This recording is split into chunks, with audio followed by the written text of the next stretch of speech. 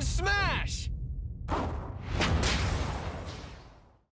Corrin is the swordsman that I've always found the most interesting, a character that took the basics from all the other swordsmen like them, but then added a lance and a projectile to boot, along with just a lot of other weird things. Corrin always felt somewhat like a extra character, being the millionth Fire Emblem pick, and of course taking up a DLC slot in the last game. But to me, they added just enough spice for the character, a basic swordsman, to be worth everybody's time.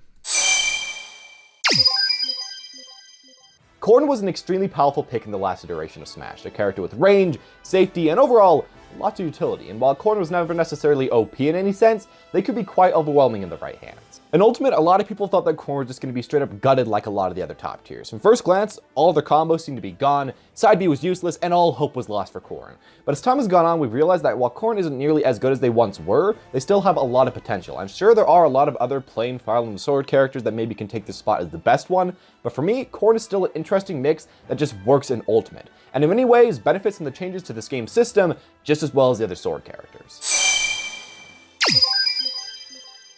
For more future information on Corrin, hit subscribe as I'll be giving any updated information on them, and of course every other character in Smash Ultimate to boot, along with a more advanced how-to Corrin as time goes on. Anyways, in this section I'm going to be going over the most important things about Corrin / the best changes for the character. Now I won't be going over every single different thing about the character's training data because that would take way too long, but that's all going to be linked down in the description if you want to read up on it. Anyways,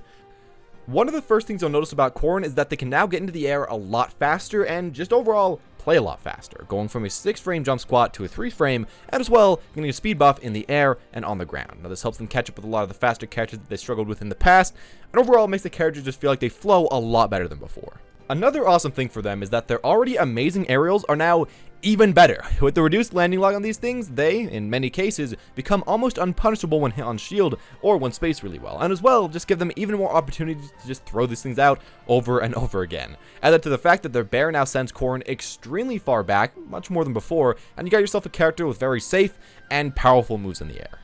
On the ground, Corrin also has a lot of moves to shine. Their up tilt and down tilt combo just as much as ever, and as well, the rest of their tilts just work really great for effectively spacing and kind of do their job just as well as ever. There honestly were barely any changes here, but the most noticeable one is going to be a buff to their jab, making it so that people don't fly out of the multi-hit nearly as much anymore, which is obviously a very good plus in my book. Add this to the fact that multi-hits just work a lot better in Smash Ultimate and are a lot more safe on shield, and overall it's one of those changes that you didn't necessarily need to do, but is very appreciated. Their side B, Dragon Lunge, is honestly probably one of the most interesting parts about Corrin, and personally my favorite part about this character. Now if it hits the enemy just on the tipper of this thing, you can get yourself a kill extremely early, especially if you can just get it really close to the edge. As well, if you pin your enemy, well, you can hit them out of the pin, deal a ton of damage, and put them into a very bad situation. And even if you miss the move, a lot of times you can actually just jump out of it and only get hit with a very soft punish. It has the power to kill when you hit to boot, which is great, and it's just one of those main things that differentiates Corrin from the rest of the cast. No other sword character really has a move quite like this, and if you really like how the pin works, it can be honestly a pretty good reason to pick up this character. With all this in mind, I also wanted to mention that Corrin is a sword fighter with an actually usable projectile. Now, Cloud does sometimes have a usable projectile when he's in his limit form, but other than that, not way too much. And while this isn't the best projectile in the entire world, having a long-range punish option that can lead into certain kill moves and kill confirms surely is appreciated, especially when you consider, again, that almost no other sword character has really anything like this, and that, generally there aren't really way too many other moves that are long-range stuns that can lead into kills. The final buff I wanted to mention is going to be to their F smash, which honestly I think is kind of a bug and they're probably going to remove in the future, but I wanted to mention it, which is that now if you use F smash next to someone's shield and just keep holding it, well, either they have to let go of the shield and then you're going to get a free F smash, or they just have to keep holding it and you're going to be able to break their shield. Now, honestly, I think this is probably a bug and was not meant to be put into the game, but right now you can just kind of run up, use a F smash at high percent, and force them into essentially a just free kill situation. So, if you want to give it a go, there you guys go. I just wanted to mention that before it gets removed. Finally, Corrin obviously did get nerfs, primarily to their specials. Side B, the Dragon Lunge, isn't nearly as safe anymore on shield and can be punished, but of course you can cancel out of it now, making it not the worst thing in the world. As well, Dragon Frame combos don't really combo as well as they used to, and their recovery goes a decent amount shorter than in the last game, but it kills much earlier, so you can take that as a pro and a con. These nerfs of course do hurt the character, but I don't think they necessarily ruin the character, and while they make them a little bit worse, they still fit well into Smash, and I'd say that they're nowhere worse than the top of mid tier or the bottom of high tier. The way you'll be playing Corrin in most of your games is pretty basic and focused on the fundamentals of Smash, mainly spacing and timing, both being used quite defensively. Corrin's a character that has a lot of powerful, big hitboxes, but they do of course take a little while to come out. This means that you will oftentimes need to be right out of your opponent's range, while also being barely in the range of your own attacks while throwing these things out. Of course, this is difficult to get down, but when mastered, it can feel like you're just almost impossible to hit, while as well you're creating a wall of damage and a wall of a sword. Now, I should also mention here that while Corrin does have a lot of good defensive options and does really just want to throw out a lot of hitboxes, they also have quite a few offensive burst options, from dash attack to side B to a tomahawk grab, which you want to make sure you're using quite often. While you should of course mostly be playing defensively, make sure to mix it up so that your opponent just can't get way too comfortable with all your defensive options and play really defensively themselves and then punish all your attacks. Corrin can apply consistent pressure with these possibilities, and even if you don't use these burst moves that much, if you use them just once in a while, then your opponent knows that they're out there, they know that they have to be afraid of those, and simply putting these out there will give a lot of pressure on your opponent's mind, and it's a good habit to get into. One big thing about Corrin is that Corrin is a character who has a lot of short but sweet true combos. Now, you oftentimes won't be getting a 12 to 14 hit combo string as Corrin, but often you can get simple stuff like nair to up air, nair to fair, up tilt to up air, or down tilt into imagination. Corrin gets a lot of very safe 2 to 3 hit combos, and those are kind of the name of the game as Corrin.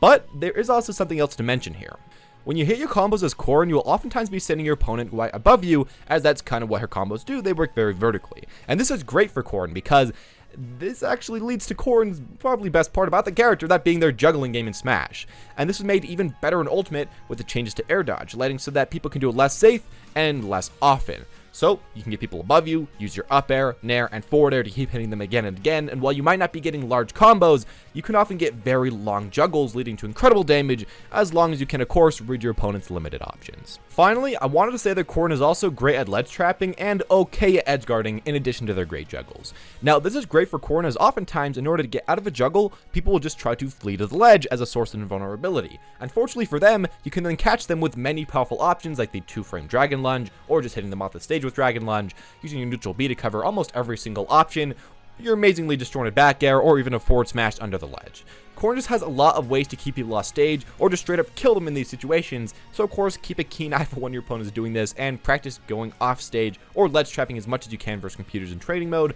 if you need at least a basic idea of what to do.